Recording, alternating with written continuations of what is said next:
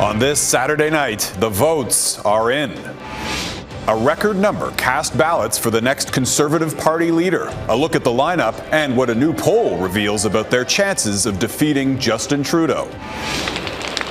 The Golden State calls for backup. If I could have 20,000 firefighters, I'd love to have them. Hundreds of wildfires consume California as residents near Penticton, BC keep a nervous eye on the sky.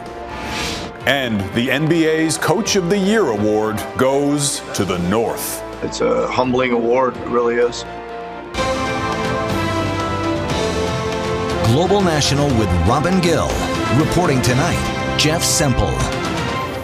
Good evening and thank you for joining us. The race to replace Andrew Scheer as Conservative Party leader has now reached the finish line. All of the ballots are in and the victor will be announced tomorrow.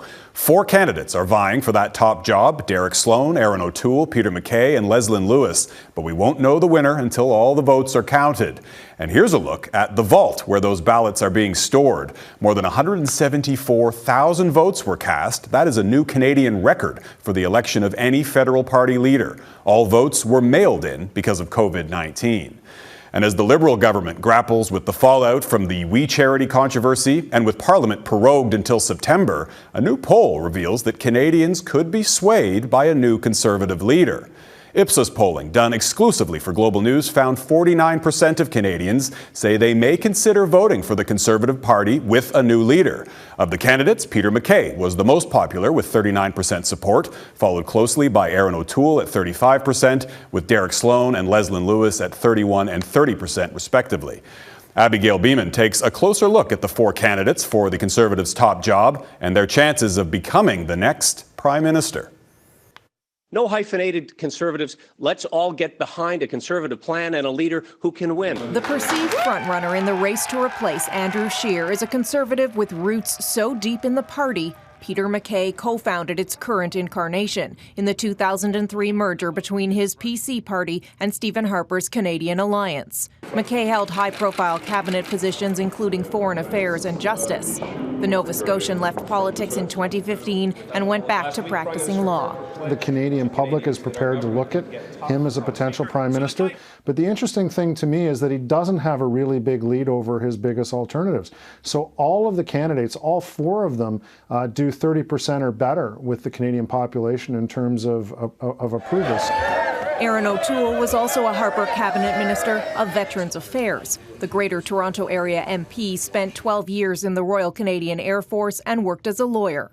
Canadians know we need a serious prime minister. Again, I'm going to offer that from my business experience, cabinet experience, military experience. I'm in it for Canadians. And while O'Toole and MacKay are in the lead in both polling and fundraising, Toronto lawyer Leslyn Lewis has impressed many. I think the greatest thing that's happened to the Conservative Party in what's been a boring, slow, uneventful, unexciting race is a new potential Conservative star in Leslyn Lewis. She's the first Black woman to seek the Conservative leadership. Lewis is also open about her social conservative views. And I don't think that marching in a parade is indicative of how well you'll treat Canadians. I see it as something that will advance my political career, and I don't feel it's necessary to use a group to do that. Mr. Speaker, rounding out the race, another social conservative, rookie MP Derek Sloan, perhaps best known for his attack on Canada's chief public health officer, Dr. Theresa Tam. Does she work for Canada or for China? And the backdrop of the global pandemic made for an unusual race, with campaigning constraints and the final results to be announced virtually. Obviously, the COVID lockdown made it a very complicated undertaking. To be a good candidate in a general election and a good prime minister thereafter, you have to be able to adapt. Also likely due to the pandemic, Ipsos polling shows there isn't a lot of interest generally among Canadians for this race. But within the Conservative movement, there has been record-breaking turnout with close to 175,000 ballots cast by Friday's deadline. Official counting begins Sunday at 4 a.m. with results announced Sunday night. Abigail Bimman, Global News, Ottawa. And Global News will have live continuous coverage of the Conservative leadership vote as it unfolds on Sunday, starting at 6 p.m. Eastern Time, that's 3 Pacific. You can watch it live on our website, globalnews.ca, the Global News YouTube channel, or on the Global TV app. And of course, we'll also have the results and analysis right here on Global National. And the Tories have been hammering the Liberals hard over the We Charity controversy, and this past week saw more revelations from thousands of internal government documents, not to mention the resignation of the federal finance minister and the prorogation of Parliament. Lots to unpack there, and Mercedes Stevenson joins me now with a look ahead to the West Block. Mercedes. Canadians can be forgiven if they're having trouble keeping up with the latest developments here in Ottawa. It has been a staggering week. First came Finance Minister Bill Morneau's resignation on Monday. That led to a cabinet shuffle on Tuesday, with Deputy Prime Minister Chrystia Freeland taking the reins as Canada's first female finance minister. But then came the moment that political watchers had been eagerly anticipating for weeks: a massive drop of documents tied to the We controversy. Thousands of pages of briefing notes and emails, many of them redacted, raising even more questions about the government's decision to award a sole source deal to We to manage a student grant program. In light of what those documents revealed, I asked Employment Minister Carla Qualtrough if she was worried that Canadians might hear echoes of the old Liberal Party, bogged down by allegations of cronyism. Here's how she responded. You know, I think Canadians see the big picture. I think Canadians will look back at how we've managed this crisis over the past months and see that we dug in, we did our very best for them. We weren't perfect. We knew we would have to course correct. We knew things wouldn't be, we had ideas, we tried them, some didn't work, some did. Maybe we didn't pay attention on particular files as much as we could have, but I think Canadians will understand the context of what was going on when all of this was going on down, and the things that were being thrown at us every day as a government were really big, and we did our very best. And I think they'll see that. Also on the show, I spoke with Conservative finance critic Pierre Poilievre and the NDP's deputy ethics critic Matthew Green. As you might expect, they say the Prime Minister shouldn't expect the We scandal to go away just because he decided to prorogue Parliament. And with the Conservatives set to pick their new leader tomorrow, I'll check in with pollster Daryl Bricker on what we should expect. All that and more ahead on the West Block. Well, it's an anxious game of wait and see in British Columbia this weekend, as thousands of people living in the province's Okanagan Valley remain on a wildfire evacuation alert. The hotspot is near Penticton, BC, and what's known as the Christie Mountain wildfire. It covers approximately 2,000 hectares. Global's Aaron McArthur is watching the situation on the ground for us in Penticton. Aaron. Jeff, the fire is still burning. Smoke is clearly still visible above the city of Penticton. But the collective feeling here in the Okanagan is one of relief. Helicopters are focusing their attention on the canyons east of the city. The fire still burning, but according to fire officials, the activity about the same as it was Friday. Over last night, there was maybe around 35 additional hectares in growth just with some of the wind from yesterday, but the fire activity has been fairly minimal. The concern on Friday was the wind. 60-kilometer-an-hour gusts creating ideal conditions for the fire to move quickly closer to homes. Crews spent much of the day preparing to fight an interface fire, protecting homes with wet lines and sprinklers. Saturday, Penticton's fire chief now believes the danger has passed. Firefighters from communities across BC have been sent home. We feel very confident that the fire is no longer threatening structures adjacent to the fire in the city of Penticton. However, we are still working on behalf of the regional district for structure protection, and we'll continue to do that until there's no longer a threat to those structures. 300 families are still out of their homes in the fire zone, and the evacuation alert continues for 3,700 more. And while the immediate danger may have passed, it will take crews weeks to get an upper hand on this fire. Jeff? Global's Aaron McArthur in Penticton, BC for us tonight. Thanks, Aaron. And wildfires raging in California are only getting worse. And now there are fears that lightning in the forecast could spark further fires. At least 560 blazes are burning across the state right now, most in the north. Fire officials say at least 400,000 hectares have been scorched so far. Tonight, 140,000 Californians are under evacuation orders as more than 12,000 firefighters battle the flames. They're running on fumes, some of them working 24-hour shifts. And as Jennifer Johnson reports, the governor is now calling on Canada to help.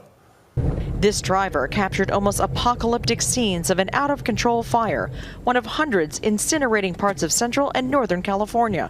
Relentless heat and repeated lightning strikes have set the state ablaze. Countless homes have been destroyed. We left, and this is what we came home to today.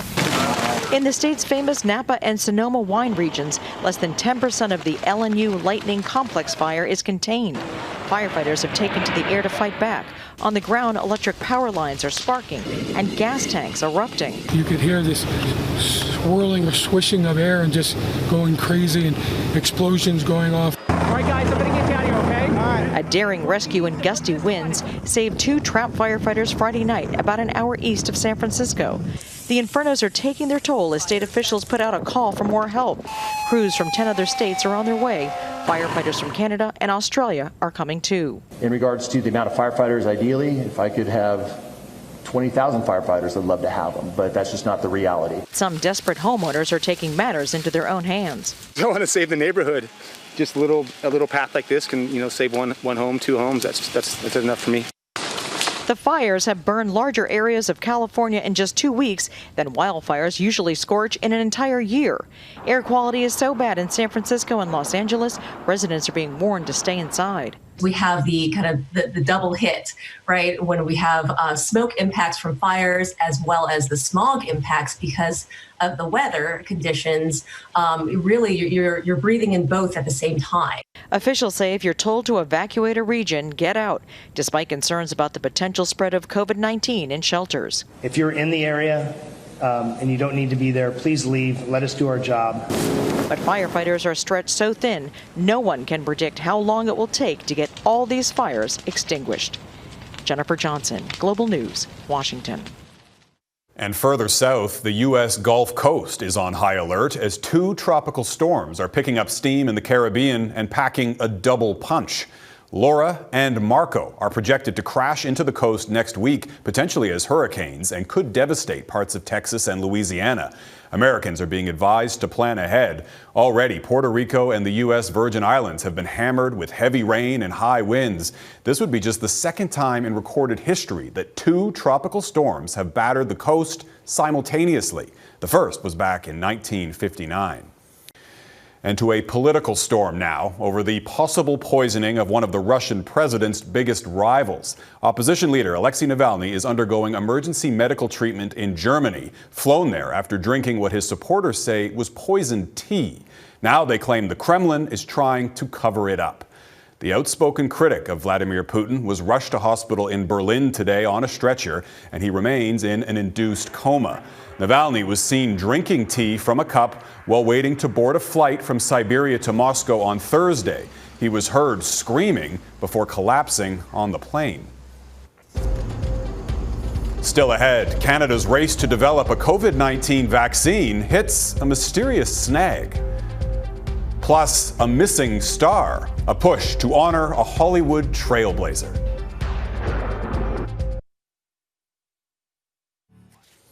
Welcome back. As countries around the world reimpose measures to slow the spread of COVID-19, the death toll is climbing fast. 800,000 people around the globe have now died from COVID-19, more than 9,000 of those in Canada. Countries are scrambling to produce a vaccine, and it's now been 3 months since a vaccine candidate was approved for Canadian trials. It's being produced in China with funds from Canada, but it still hasn't arrived. As Redmond Shannon reports, the unexplained delay is sparking concerns. In May, it seemed like Canada was in a good position for one of the early frontrunners in the COVID-19 vaccine race. If these vaccine trials are successful, we can produce and distribute it here at home. That potential vaccine is being developed by CanSino in China. using cells provided by Canada's National Research Council.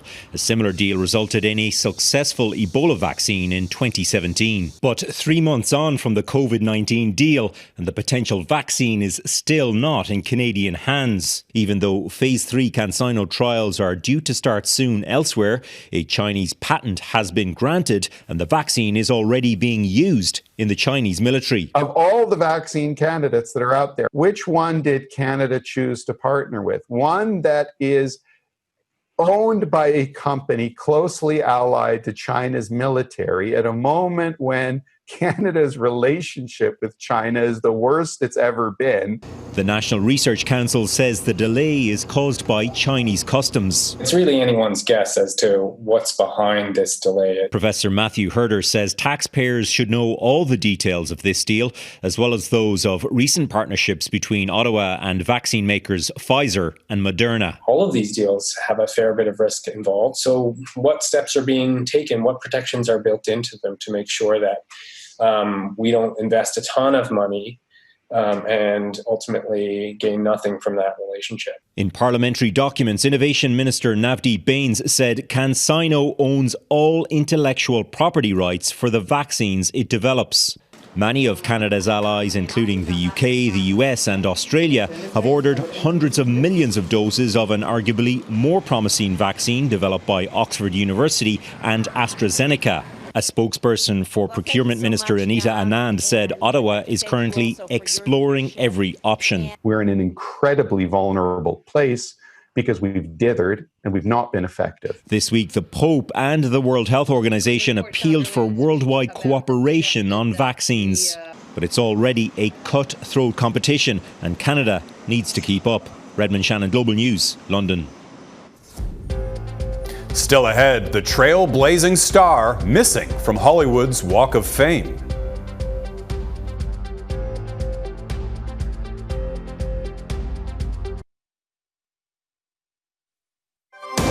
You're watching Global National.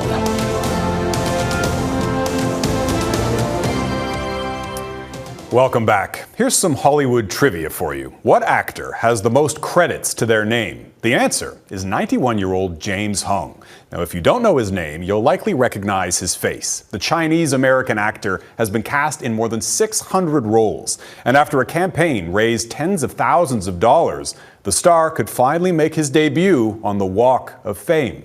Mike Drolet explains. Seabass dinner tonight, very fresh. If you've watched any TV or movies over the past 7 decades, there's no doubt you've seen this actor.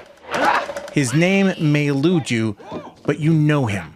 Everything started since its arrival. This was one of James Hong's first TV appearances. All told, he has over 600 credits to his name, including a handful of classics like Blade Runner. You not come here!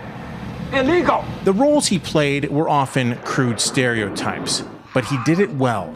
He was forced into a box for Chinese American actors. That's the reality of the 40s, 50s, 60s when he came up as an actor. And now he has weathered it all. He has done enough stuff that has resonated, that has lasted, that has endured, that people genuinely love him. Another actor, Daniel Day Kim, loves him so much that he's launched a campaign to get the 91-year-old a star on the Hollywood Walk of Fame, which Vancouver-based actor Rogi Yu says is long overdue. He was probably one of the first, if not the first, face on a big screen that looked like mine. Like Hong, Yu decided to be an actor against the advice of his parents, who didn't see opportunity. Like at the very beginning of my career, close to 30 years ago, I'd go to my agency and I'd say, show me the breakdowns. And the descriptions were literally, no Asians, please. Singapore, Colin's wedding. Don't you want to be my family? The recent success of Asian-centric movies in Hollywood have opened a few more doors and eliminated that no Asians role description from call sheets. Now, don't get me wrong. I'm not saying it's all great now. No. I'm just saying the wording is different now. And it gets me into the room more often. It's no small thing to say Hong helped pave the way for actors like Rogi Yu. Hollywood recognition or not, he's a star. Don't take the cricket from my hand. Mike Drolet, Global News, Toronto. Well, there's at least one Canadian hockey team not singing the blues. See what I did there? Next, how the Vancouver Canucks scored big in the NHL's pandemic playoffs.